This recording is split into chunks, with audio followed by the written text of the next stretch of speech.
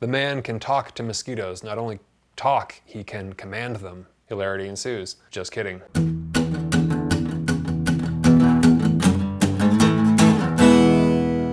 Better than food, man.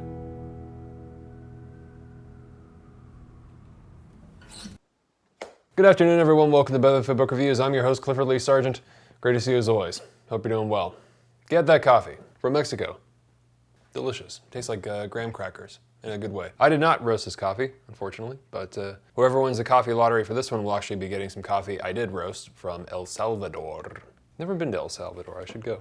Today I'm very excited to be reviewing His Name Was Death, Su Nombre Era Muerte by Rafael Bernal. I am frankly astounded that a novel this good could be lost to English speakers for this long, but I am eternally grateful to the wonderful translator and poet Mr. Kit Schluter for translating this, and New Directions for publishing it. Thank you, both of you. This was originally published in 1947 and was published for the first time in English today.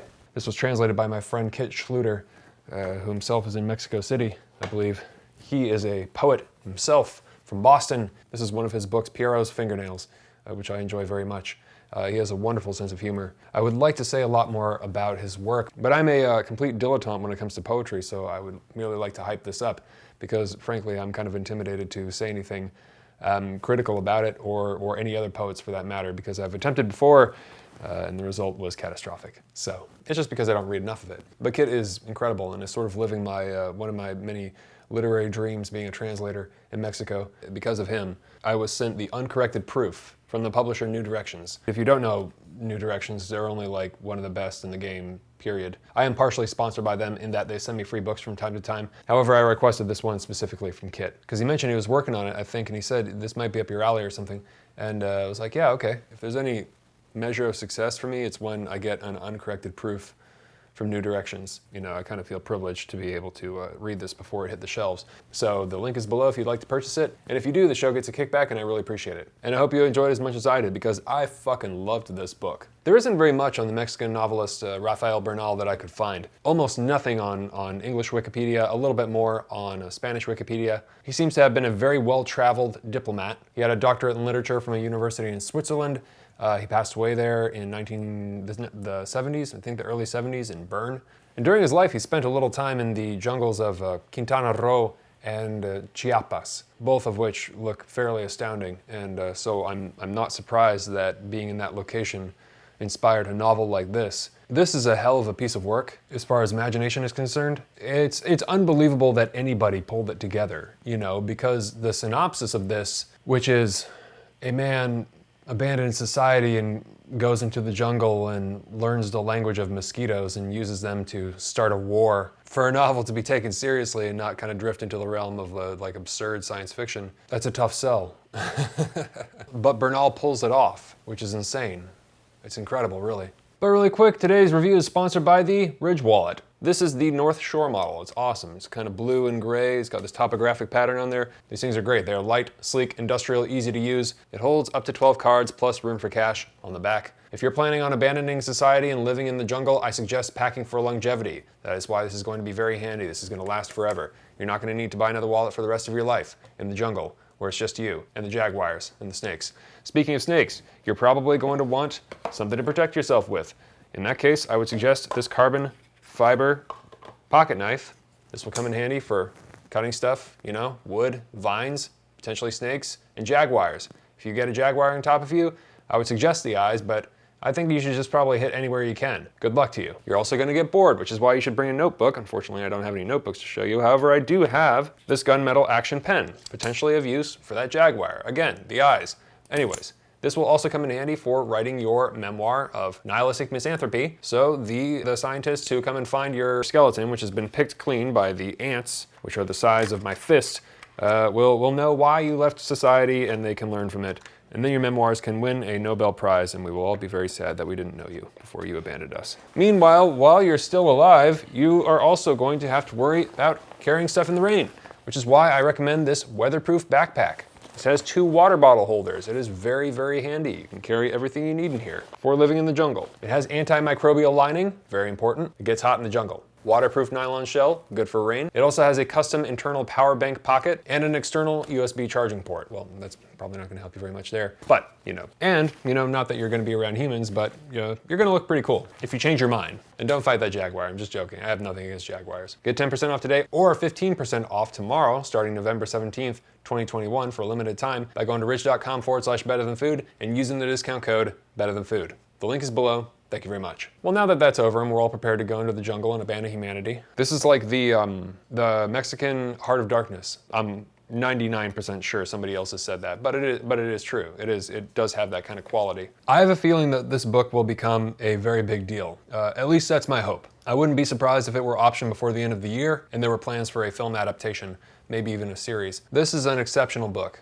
And the fact that he pulled it off was amazing. It's kind of an early science fiction / existential horror surrealist story, magical realism if you want, about a nameless man who removes himself from society, very much in a kind of Invention of Morel sort of way, shuns it in a state of misanthropic hatred, and wanders into the jungle to escape the civilized world, where he becomes an alcoholic and kind of has these fits of cathartic, self-destructive benders, occasionally scaring the local Lacandon tribe, who were part of the Maya, whom he eventually befriends, and then eventually becomes kind of a benevolent god too. He can do certain things that are really impressive to them. They gradually start to think that he has powers, or knowledge at least. So living alongside them and eventually sobering up, he goes about his life, and there's constantly this issue of mosquitoes, being in the jungle.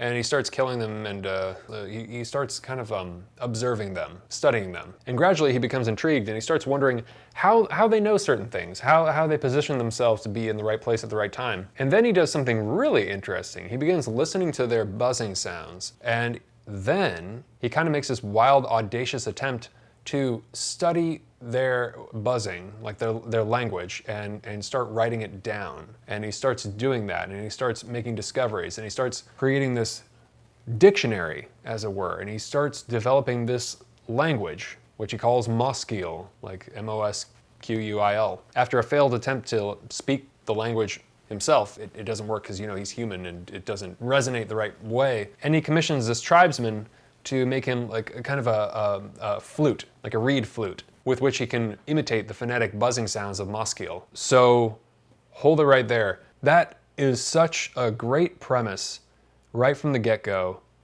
It's perfect. You don't see books this imaginative anymore. You really don't. It sounds simple, but it's deceptive. That's a very cool premise. Now, this is magical realism, but it is elongated in these small steps, and he's feeding it to us gradually, bit by bit, so that we buy it. Not hook, line, and sinker, right? But enough so that we can keep going. As clunky and bizarre as the initial pitch of the synopsis sounds, this book has such a natural and fluid delivery. You'd have thought this story would have been told 1,000 times before. So the first time he starts speaking the language with this flute, the first mosquito to hear him that's flying around him is extremely confused. And then they start talking, and then he learns about the organization of their species, which it turns out is mercilessly hierarchical and dictatorial, led by this high council of mosquitoes, these chosen ones, of which there are fewer comparatively than the others worldwide. He actually lists out all of the different hierarchies of mosquitoes everywhere. But this high council, they claim to have thought through every single situation. Because they're so old, they have no need to think anything new. They kind of know all, or so they claim. It's very Soviet Union. It's very like Stalinist or like North Korea or fascist, very, very dictatorial, almost robotic kind of culture, these mosquitoes. They are a secular culture that places very little value on freedom and individual lives of their drones. They're very much for the greater good. Very much buzz, comrade. And there seem to be informants everywhere, naturally. I'm just going off from memory here. I hope I'm getting all this right. Our nameless protagonist, who is known by the tribe only as a wise owl, also discovers they've been planning to overthrow the human race and use them as a source of food, kind of like the machines in the Matrix. Except, if you can imagine, like, just the worst possible torture imaginable, humans bred to provide the blood tax to mosquitoes, as they put it. Mosquitoes clearly being the superior species in the eyes of the mosquitoes, of course. So now that there's been this historical breakthrough in communication, they offer our protagonist full world dominance over mankind, all mankind, in exchange for delivering their terms and helping the mosquitoes overthrow the humans. Now, Our man has been hurt by society. He's been humiliated, it seems. We never really learn exactly how. It's a story of his desire to be empowered, to be known, to be successful, to be immortal, to get the respect that he wants, to get the power that he wants. So basically, the last guy who should ever have made the breakthrough in communication with mosquitoes, in fact, makes it. Things get confusing when a tribe of scientists, composed of white men and women, the same race as our protagonist, although he's extremely distrustful of them, venture through the jungle in search of communicating and studying the local tribe, the Lacandons, and like recording their music and so on. And gradually, in total disbelief at first, but then through violent demonstration, they learn about what Wise Owl has been up to. The man can talk to mosquitoes. Not only talk, he can command them. Hilarity ensues. Just kidding. It's dark as fuck. The mosquitoes have been breeding biological diseases to infect humans with. Some of them are known, you know, like there's malaria and all that, but then there are some that humans don't know about, which are much, much worse, turns out. The assistant, I think, to the leader of the expedition is a young woman whom Wise Owl starts to fall for. And this, of course, leads to a great deal of problems. And none of this is just all in his head. It's not that kind of story, because obviously all of this sounds insane. It's not at all. So imagine the solitary mystic journey of something like The Circular Ruins by Borges, but then add a kind of alcoholic, deeply wounded, cynical, nihilistic protagonist, and then a kind of creasing Edgar Allan Poe or Lovecraft vibe, or Dostoevsky's Underground Man, all set in a South American jungle, the horrible jungle. This was published in 1947 originally. There's a passage in this book that anticipates the words of Werner Herzog while filming Fitzcarraldo, you know, while they're trying to pull the ship over the mountain, right? Klaus Kinski and all that, and people died on that set. One guy got bit by a snake, had to chainsaw off his foot, this logger who was with the production crew or something. There's this clip that I've linked to below. It's great. It's a kind of behind-the-scenes documentary of him during the filming. The trees here are in misery, and the birds are in misery. It's like a curse weighing on an entire landscape, and whoever goes too deep into this has his share of that curse. It's a land that God, if he exists, has created in anger. He's so fucking quotable, man. I like him much more than I like his films. This is actually from the finished book, because the version in here is different. But he writes thus: "The jungle, the terrible, devastating, impulsive jungle, is like man's life. For years it patiently nurses the majesty of its trees, and alongside that majesty, the very source of its own destruction. And so comes a day on which all that majesty falls back down to the earth and returns to dust and ash. And not by chance, but from that very devastating seed of destruction, that majesty created by the jungle itself. So is man, so was I, like the jungle. I destroyed my majesty. I, with which the very hands with which I am writing these words, cast my monumental dreams to the ground. That's what I realized, sitting beside the white-faced woman. But now I understand it anew. It is no coincidence. I myself had carried the seed of this destruction in my own sick, tormented soil. And I had cultivated it, I myself, by falling in love with the children in the Lacandon whom I was now betraying. If all this had taken place before, when my soul knew nothing but hatred, my majesty would have lived on. But love and hate cannot coexist. The one destroys the other, and love, in the case of my soul, triumphed." No, it's a good one. It's a good one. The book is like reading a dream, you know, or a nightmare, a fever nightmare. I wouldn't at all be surprised if the story came from a dream or a nightmare that Bernal had. There's so much symbolism with the mosquito. This ancient kind of vampiric creature which lives off the blood of humans and other animals, found all over the world. And I think a lot of us can relate, maybe nowadays more than ever, to the solipsistic nihilist who abandons society out of shame and humiliation, developing a narcissistic egomania, hell-bent on finding some sort of empowerment. Or maybe that's just me. Put another way, I think a lot of us can relate to a man who is hurt and very tired of people. While one could, I suppose, guess a few plot elements in the novel, see them coming, I don't think anybody is going to see the sledgehammer of the finale coming, which is so fresh and totally got me, and perfectly encapsulates the absolutely horrifying tone of the novel. I mean, I did not see that coming at all. I really did not. I will not spoil it for you.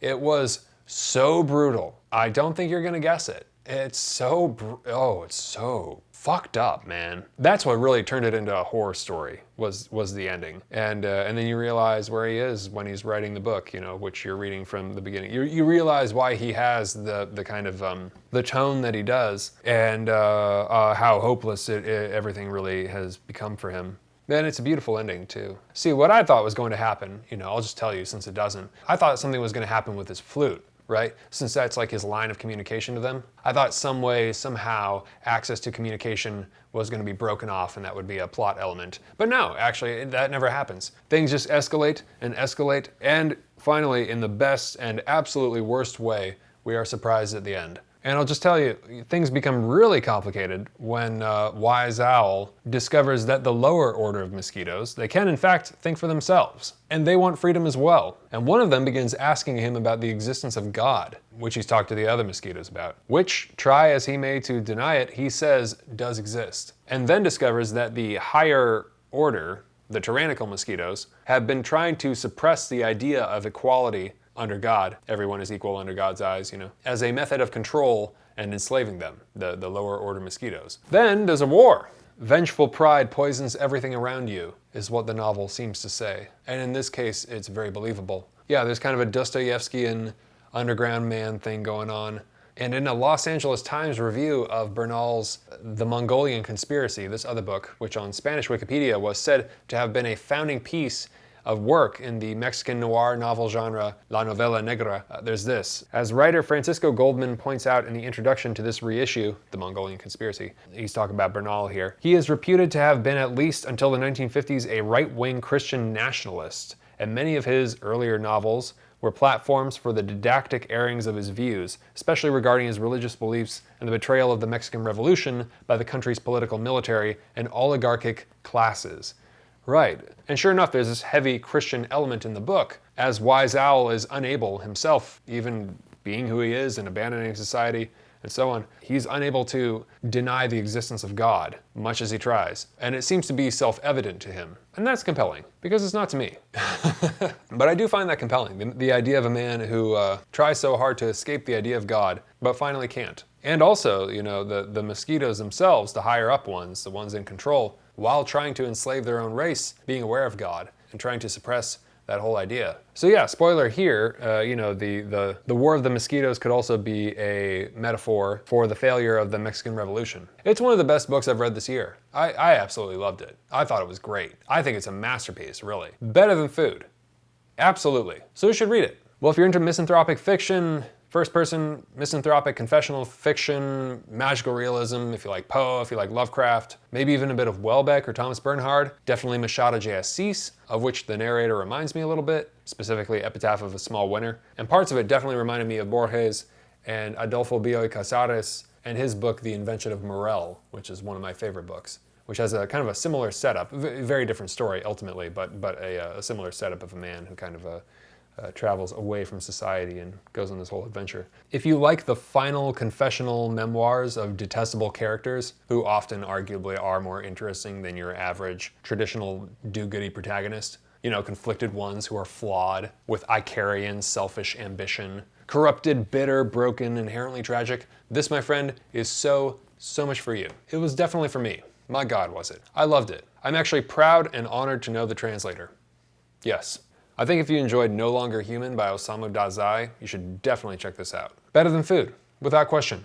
So what did I dislike? Not much, although it's not a perfect book, you know. It's highly imaginative and fresh as hell for its age. My God. Some of the behavior of the characters is not necessarily believable. Some of the plot is a little bit difficult to swallow. But overall, as a complete package, I think disbelief is mostly suspended. And we can forgive it because the originality is just so striking. Unique. It's so original. All right, well, that's all I've got for you today. Coffee time. For those of you who are new, I take the names of all the patrons on Patreon who have donated $5 or more per video to the show. I place their names in this mason jar. For every review, I draw a name, and whoever's name I pull out, they are given a hard copy of the book I'm reviewing, plus a bag of coffee, roasted by yours truly, and the coffee is delicious. If you'd like to get in on that and help support the show, you can head over to patreon.com/books are better than food, or head to the link below and click the link, and you can see what's available for the varying patron tiers down there in the description box. Unfortunately, international shipping is not included. Best of luck to all the patrons, and thank you so much. Okay, here we go.